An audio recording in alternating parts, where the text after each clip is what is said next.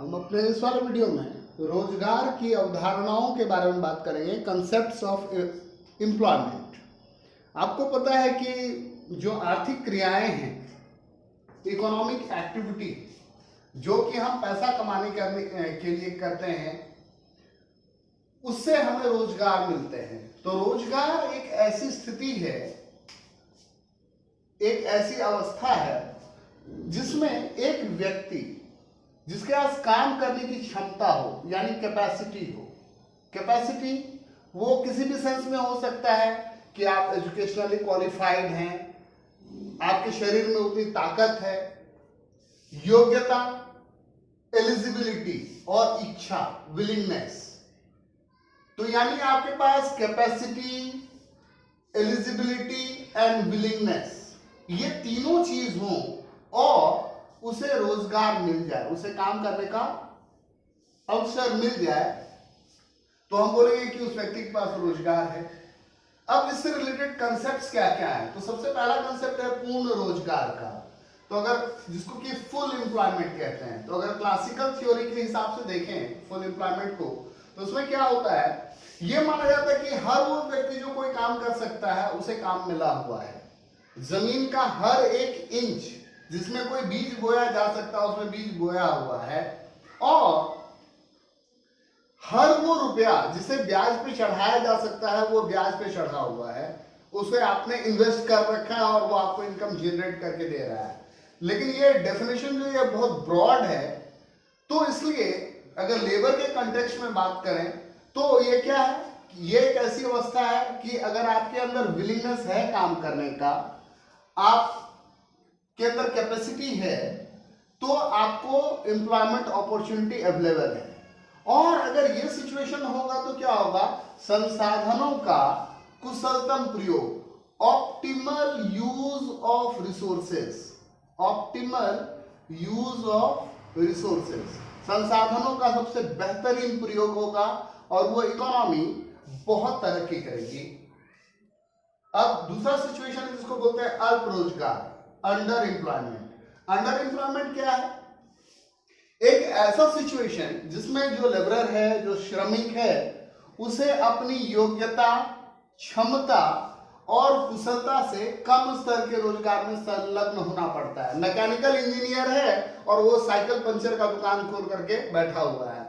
एक व्यक्ति है जिसने BEd, MEd, UGC NET qualify कर रखा है और वो क्या कर रहा है, तो प्राइमरी स्कूल में क्लास 4 को पढ़ा रहा है।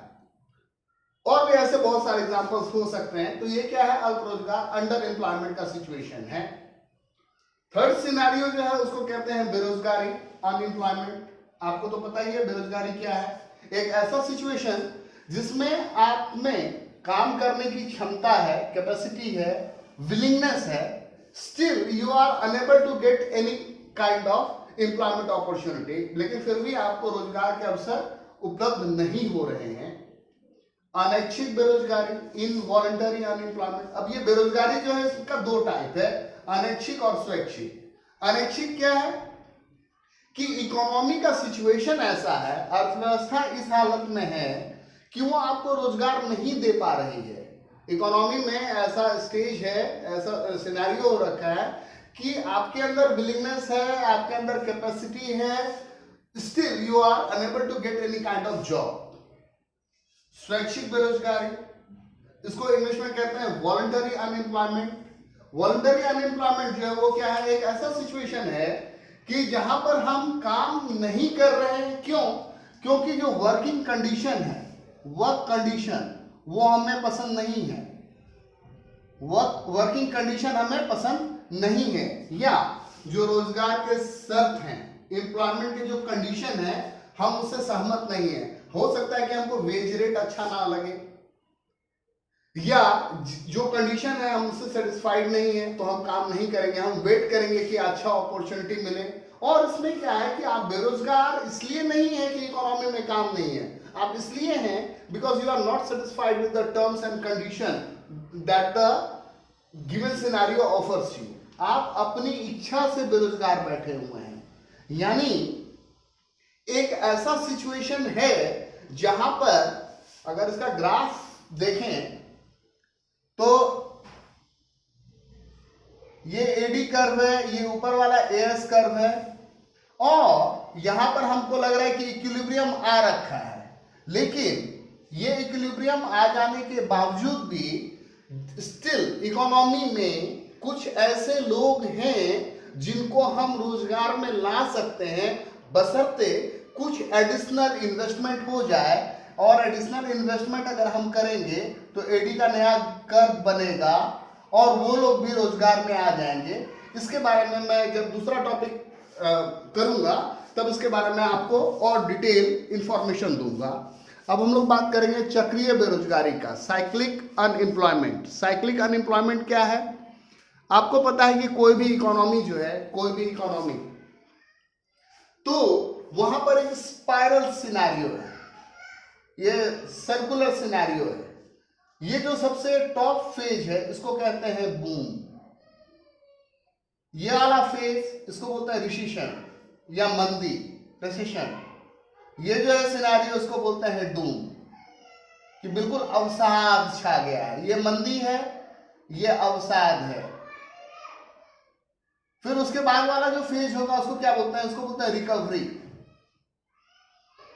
और रिकवरी होने के बाद फिर से इकोनॉमी आपकी बूम में आ जाएगी। यानी ये क्या चल रहा है? एक साइकिल के फॉर्म में ऐसे घूम रहा है सिनेरियो। तो चक्रीय बेरोजगारी में क्या है? साइक्लिकल अनएम्प्लॉयमेंट में क्या है? चक्रीय बेरोजगारी में इसमें क्या बोलते हैं? Cyclical unemployment. इसमें क्या है कि व्यवसायिक क्रियाओं में शिथिलता आ गई है या मंदी आ गई है, और जिसके कारण या तो उद्योगों ने अपने उत्पादन कम कर दिए हैं या उद्योग बंद हो गए हैं। सिंपल एक नॉर्मल एग्जांपल लीजिए, जैसे स्वेटर बनाने के लिए लुधियाना में होजरी के लिए बहुत सारे हैं फर्म्स। अब क्या होगा, जब पीक गर्मी का सीजन है तो ऑब्वियसली उनको अपना प्रोडक्शन कम करना पड़ेगा और कुछ लेबरों को हटाना पड़ेगा, तो ले ऑफ करना पड़ेगा। और ये सिनेरियो जो है, यहाँ तो मैंने एक होजियरी या वुलन गारमेंट्स का एग्जांपल दिया, ये कहीं पर भी लागू होता है। उसके बाद हम बात करेंगे तकनीकी बेरोजगारी, टेक्नोलॉजिकल अनएम्प्लॉयमेंट। क्या? तो टेक्नोलॉजिकल अनएम्प्लॉयमेंट में क्या सिनेरियो है? टेक्नोलॉजिकल अनएम्प्लॉयमेंट में क्या है कि आपका इकोनॉमी डेवलप्ड फेज में है, डेवलप्ड फेज में है, और वहां पर क्या हो रहा है कि ऐसे मेथड्स का यूज हो रहा है, ऐसे मेथड्स के को यूज किया जा रहा है जिसकी वजह से लेबरर्स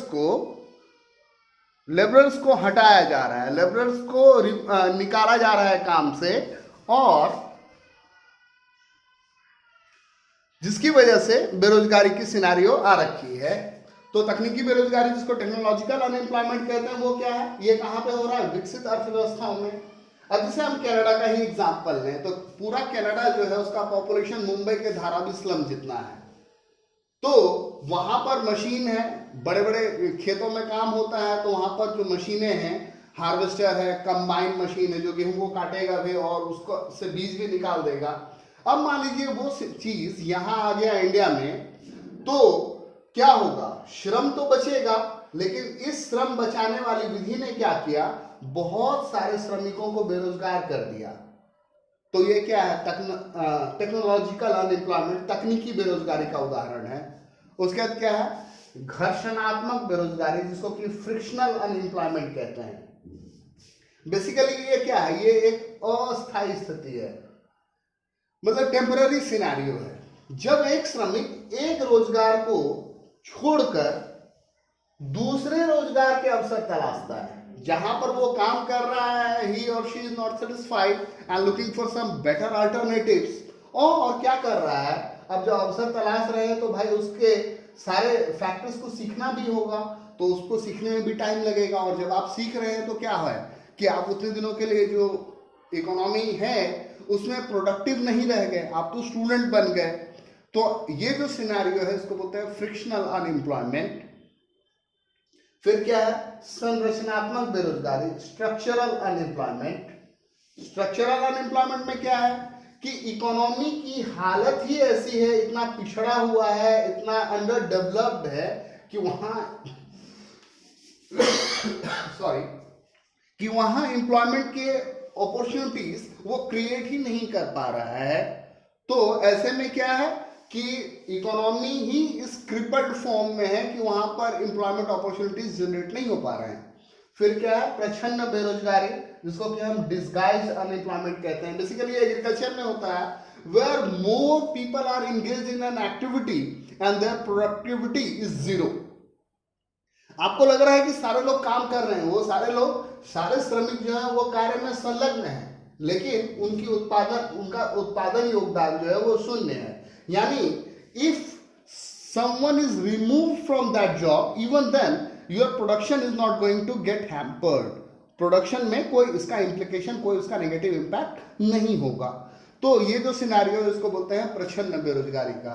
तो इस तरीके से हम लोगों ने देखा कि एम्प्लॉयमेंट क्या है, फुल एम्प्लॉयमेंट क्या है, अंडर एम्प्लॉयमेंट क्या है, इनवॉलंटरी अनएम्प्लॉयमेंट क्या है, वॉलंटरी अनएम्प्लॉयमेंट क्या है, साइक्लिकल अनएम्प्लॉयमेंट क्या है, टेक्नोलॉजिकल अनएम्प्लॉयमेंट क्या है, फ्रिक्शनल, स्ट्रक्चरल और डिस्गाइज्ड अनएम्प्लॉयमेंट, ये सारे क्या है और क्या सिनेरियो होता है।